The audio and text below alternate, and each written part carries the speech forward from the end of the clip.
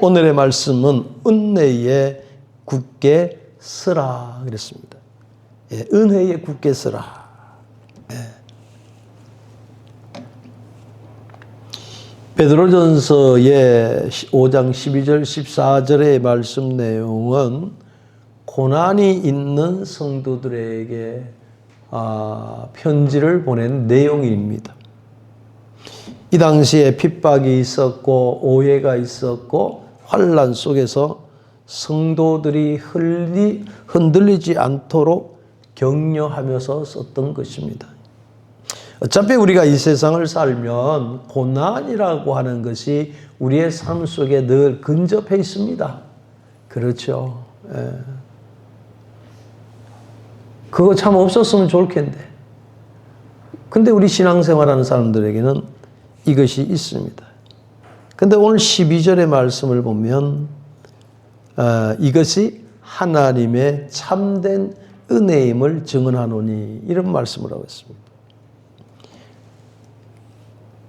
베드로는 자신이 쓴 이 편지가 사람들에게 위로를 해주기 위해서 또 쓴 그러한 철학적인 것이 아닙니다.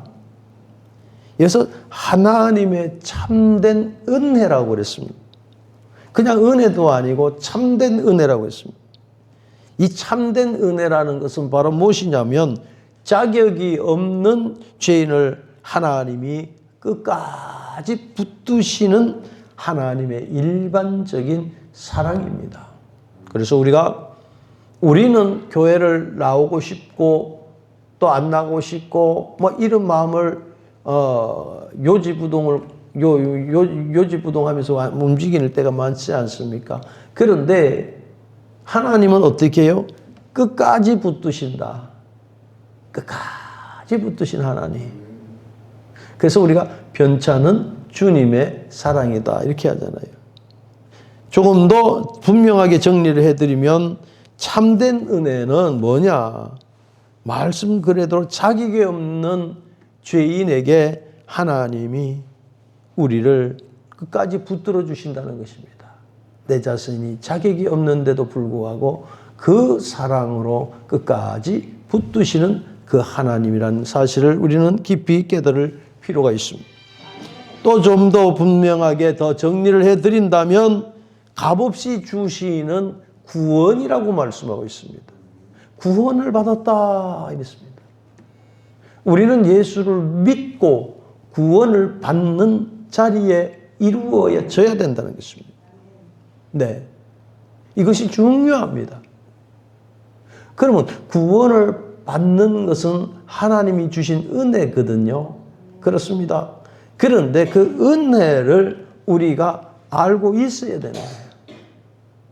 그래서 교회에 오면 이 구원이라는 말씀을 자주 하게 됩니다.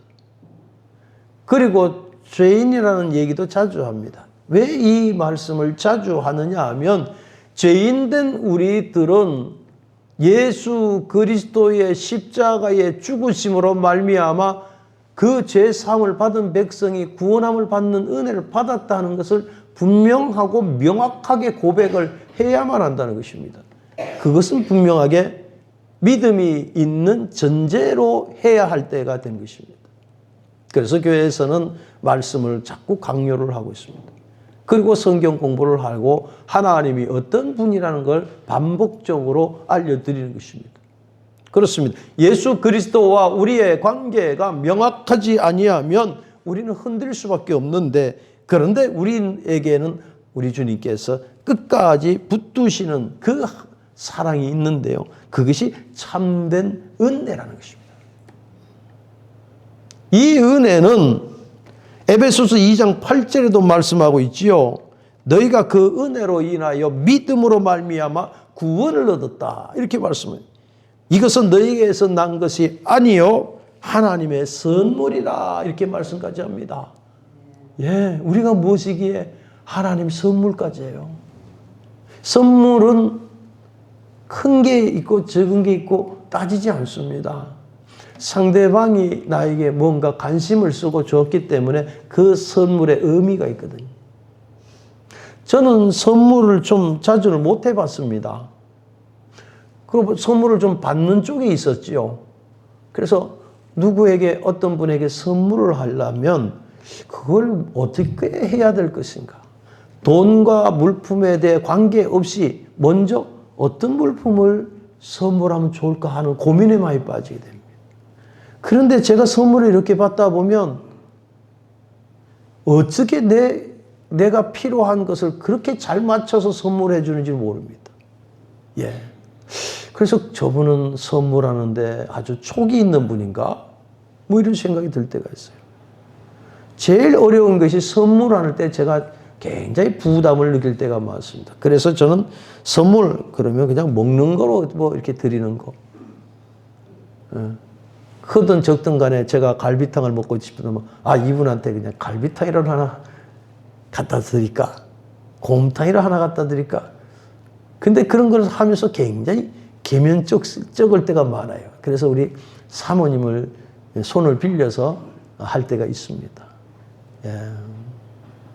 그런데 하나님께서 우리에게 주시는 선물은 우리가 감당할 수가 없는 그 선물이거든요. 그래서 예수를 알자, 예수를 깊이 알자 그런 게 뭘까요? 예수 그리스도를 깊이 알면 우리 자신이 무너집니다. 나 같은 죄인이 뭔데 하나님 이렇게 사랑하십니까? 그리고 베드로가 그러잖아요. 주님을 만났을 때 주님 저를 떠나주세요. 왜 떠나달라 그랬을까요?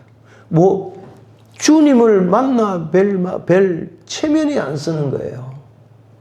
체면을 세울 수가 없는 거예요. 그러니까 그 자리에서 주님 저를 떠나주시면 좋겠습니다. 사실 내면은 뭘까요? 주님 붙들어 주셔서 고맙습니다. 주님밖에 없습니다. 자기는 주님을 배반했던 자리에 섰고 모른다고 했던 자리에 주님 부활하시면서 바요나 시몬아 네가 나를 사랑하느냐 바요나 네가 나를 사랑하느냐 3번 물을 때에 저는 그 성경책 그 3장을 읽으면서 제 자신을 한번 물어봅니다. 과연 내가 예수를 배반하고 멀리 가 있을 때 주님 찾아왔을 때 나도 주님이 3번씩이나 물어보면 주님 아시지 않습니까? 내가 주를 사랑하지 않습니까? 이랬을 거예요. 그런데 3번째는 펑펑 대성통곡하고 울지 않았느냐 이거예요. 주님이 몰라서 그렇게 물어봤을까요? 네가 나를 사랑하느냐? 네가 나를 사랑하느냐? 주님을 사랑하는 마음도 알지만 인간의 삶 속에서 자기 앞에 죽음이란 것이 닥쳐오고 위험이란 게 닥쳐오니까 흔들 수밖에 없는 것이 인간이에요. 저는 그런 삶 속에서 저 자신을 많이 반문을 합니다. 이 사람이 이런 상황 속에 있었다면 나 역시도 도망갔을 것이다. 나도 속된 말을 하고 도망갔을 것이다. 넘어졌을 것이다. 그러면서 한편으로 믿음으로 살아갔던 신앙인들을 보면 참으로 훌륭하고 존경스럽지 않을 수가 없습니다. 하나님의 은혜는 참된 은혜라고 베드로가 고백합니다. 베드로는 어떤 사람이었습니까? 나는 저분을 모릅니다. 눈앞에 그 핍박을 받고 거기에 수모를 당하는 예수를 보면서 나는 저분을 모릅니다. 수제자였잖아요. 그가 이제는 은혜를 받고 나니까 달라졌습니다. 목숨이 자기에게 다가온다 할지라도 이제는 그 은혜를 깨닫고 나니까 베드로는 하나님의 은혜를 증언하는 자가 되었습니다. 미련한 자를 들어 지혜롭게 하시는 하나님의 능력과 권세가 있다는 것을 보게 됩니다. 하나님은 마른 막대기 맛도 못한 우리를 들어서 사용하여 주셨습니다. 사랑하는 성도 여러분, 이 은혜는 우리가 평생 가지고 가야 할 은혜인 줄 믿습니다. 그 은혜는 여러분 너무나 잘 아시다시피 오직 예수 그리스도의 십자가로 주어진 그 선물입니다. 그래서 우리가 십자가를 가까이 한다는 것이 뭘까요? 예수가 나를 사랑하심으로 말미암아 십자가에 못 박혀 죽었습니다. 이것을 우리가 알고 있는 것이 참된 은혜입니다. 할렐루야.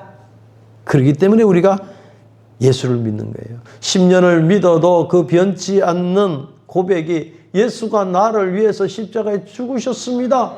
그로 말미암아 나는 구원함을 받았습니다. 이걸 10년, 20년, 30년 내가 고백하고 있다가 주님 만나는 거예요. 예. 이거 빠져버리면 여러분 아무것도 아닙니다. 주님만을 볼 수 있는 눈이 거기서 떠지는 거예요. 그것이 영적인 눈이 떠졌다는 거예요. 이 얼마나 놀라운 역사입니까? 오늘도 사랑하는 성도 여러분들에게 지키시고 보호하시고 인도하시는 역사를 통해서 오늘도 하나님 앞에 찬양을 드렸어요. 하나님 아시지요? 나를 위한 그 사랑을 이제 주님 앞에 내려놓습니다. 주님이 나를 위해서 선물하신 그것을 주님 앞에 내려놓습니다.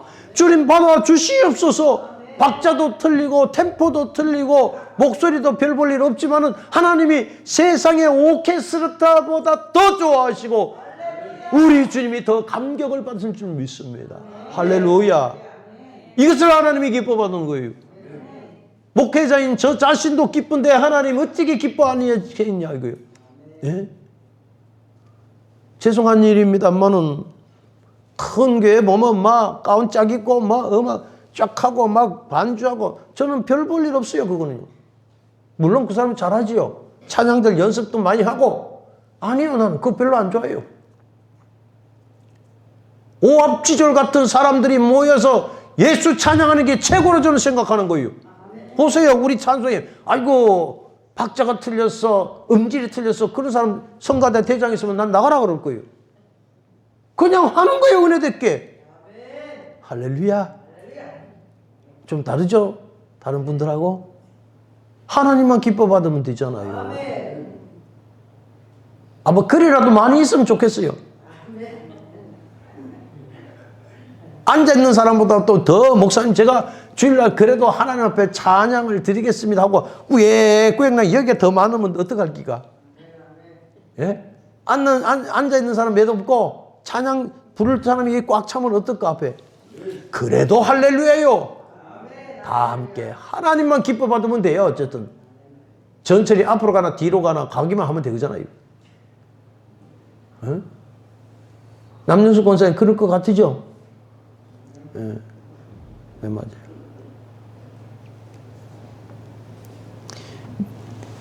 고린도후서 12장 9절의 말씀을 보면 내 은혜가 내게 족하다. 이는 내 능력이 약한 데서 온전하여집니다.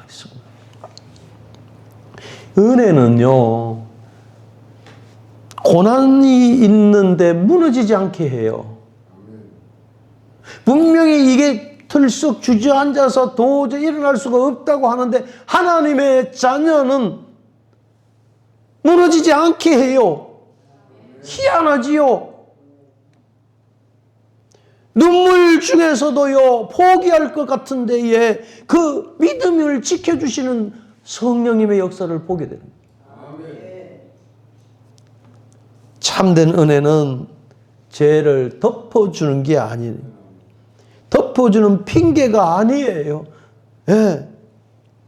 은혜는 방종이 아닙니다.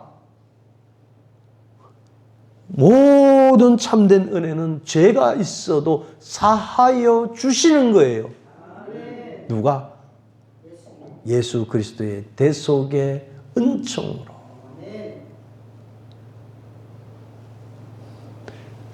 기쁜 날 주 나의 죄 다 씻은 날. 우리는 어떤 사람이 상대방이 조그만 허점만 있으면 뭐가 어떠니 자꾸 손가락질하는 사람들이 많잖아요. 주님은 씻어주셨어요. 할렐루야. 그 피가 증거가 된다고 말씀한 그 보혈의 피가 오늘 저와 여러분의 심령 속에 흘러넘치기를 주의 이름으로 축원을 드립니다. 여러분이 힘들어 울고 있나요? 여러분이 환경 속에 좌절하고 있나요? 주님이 함께 하신다는 사실에 여러분 힘을 얻기를 바랍니다. 사도 베드로는 주님을 부인했는데 사도가 됐지 않습니까? 마가도 중도에 포기를 했다가 마가복음을 쓰는 기자가 됐습니다.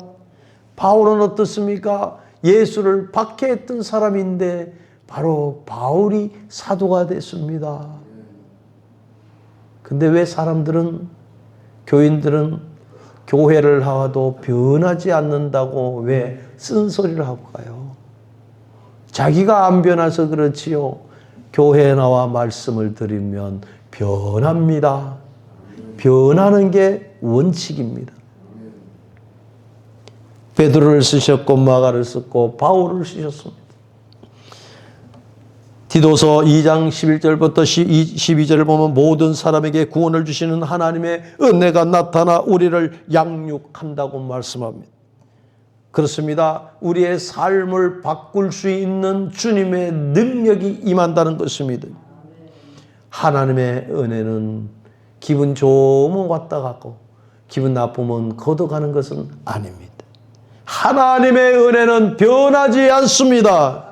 할렐루야. 빌립보서 1장 6절의 말씀을 보면 너희 안에 착한 일을 시작한 이가 그리스도의 날까지 이룰 줄을 우리는 확신하노라 그랬습니다. 넘어져도 버리지 않는 은혜가 됩니다. 자빠져도 버리지 않는 은혜가 됩니다. 실패해도 포기하지 않는 은혜가 임한다는 것입니다. 사랑하는 성도 여러분, 하나님의 은혜는 변치 않다는 것입니다. 그 은혜에 우리는 감격하면서 살아가야 되는 것이에요. 하나님의 은혜를 우리가 달라고 해서 달래하고 해서 간직하는 게 아니에요. 하나님은 우리를 끝까지 은혜를 주시면서 붙들어 주시는 거예요. 하나님이 주시는 거예요. 하나님이. 우리는 그저 받기만 하면 되는 거예요. 그렇다고 은혜를 받아서 여러분의 고난이 없다고 생각합니까? 세상 속에서 편해진다고 생각합니까? 아닙니다. 오히려 우리는 이겨나갈 수 있는 힘이 생기는 것입니다. 그 힘이 어디서 나오겠어요? 하나님께서 주신 것입니다. 그래서 하나님이 좋은 거예요. 많은 사람들이 살아가면서 이 은혜에 살기를 소망합니다. 그래서 12절 하반절에 보면 은혜에 굳게 서라 그랬습니다. 예, 굳게 서라. 굳게 선다는 것은 헬라어로 세테테라고 하는 의무를 갖고 있습니다. 다시 말하면 단단하게 어디에 부착되어 있는 것을 말씀합니다. 요동하지가 않는다는 거예요. 하나님께서 나에게 베풀어 주신 것에 대해서 단단하게 고정이 되어라. 흔들리지 않아야 된다는 것입니다. 은혜 그잖아요. 은혜, 한없는 은혜. 야, 그 은혜가 얼마나 중요합니까? 나에게 베풀어 주신 은혜를 주일날 몇 시간에 받고 은혜 받았습니다 하고 나가지고 저녁 때 돼서 불평, 불만 하지 말으라는 거예요. 조석변으로 변하지 말으라는 거예요.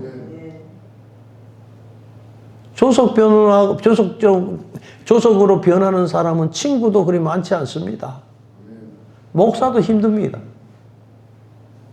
예. 여러분, 그래서 하나님의 말씀에 은혜가 꼭 들어가시기 바랍니다.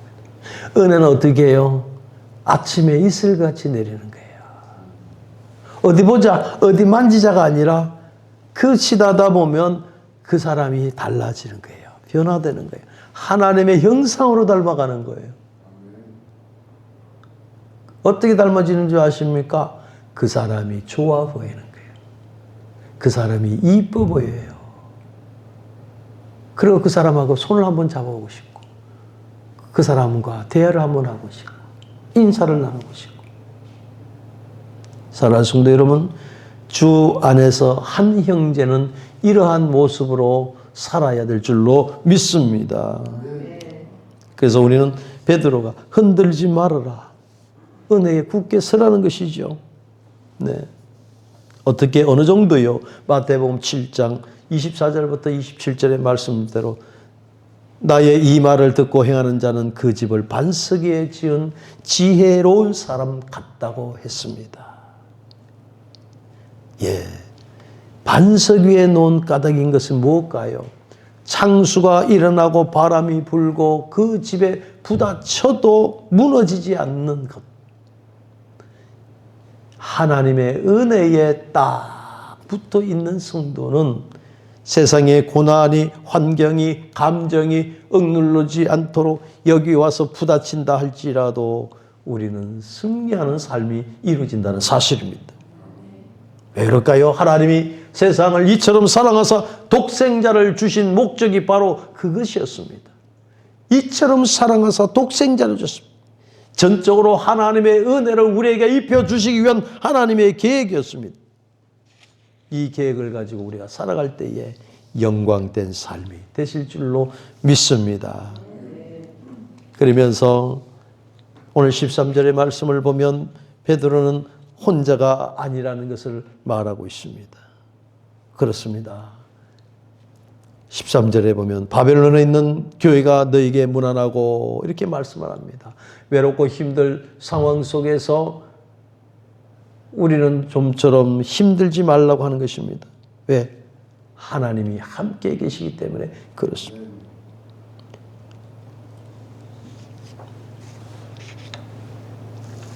택하심을 받은 바벨론에 있는 교회에 있는 성도들에게 이렇게 13절에 말씀을 하고 있습니다. 바벨론이라는 것은 우리가 잘 아는 우상을 많이 섬기는 지역이었습니다. 바벨론은 당시에 로마 지역을 말합니다. 핍박의 중심지였습니다. 베드로는 그것을 보면서 안타까이었습니다. 그러면서 그 성도들에게 고난받는 것은 너네 혼자가 아니다. 고난받는 성도는 혼자가 아니다. 이렇게 편지를 쓰게 되는 것을 봅니다. 바로 우리는 예맘 공동체처럼 은혜의 공동체 안에서 살아가기를 말씀하고 있습니다. 14절에 들어가서는 말씀합니다. 그 은혜는 사랑과 평강으로 나타나는 것을 보게 됩니다. 너희는 사랑의 입맞춤으로 하라는 것입니다. 사랑하는 사람이 입맞추는 것처럼 서양 사람들은 인사하는 것이 서로 입맞춤이 인사지요. 그만큼 친근하다는 뜻을 말하고 있습니다. 그렇습니다. 세상에 형식적인 것이 아니라 진심을 다하는 삶이 있기를 베드로가 말하고 있습니다. 그래서 너 안에 모든 이에게 평강이 있을지. 사랑하는 성도 여러분, 여러분의 삶 속에 이러한 평강이 충만하시기를 바랍니다. 이것은 세상이 주는 평강이 아닙니다. 고난 속에서도 사라지지 않는 평강이 임한다는 것입니다. 그리스도 안에 있는 평강이 임한다는 것입니다. 요한복음 14장 27절에도 내가 너희에게 주는 평안은 세상이 주는 것 같지 아니하리라 했습니다.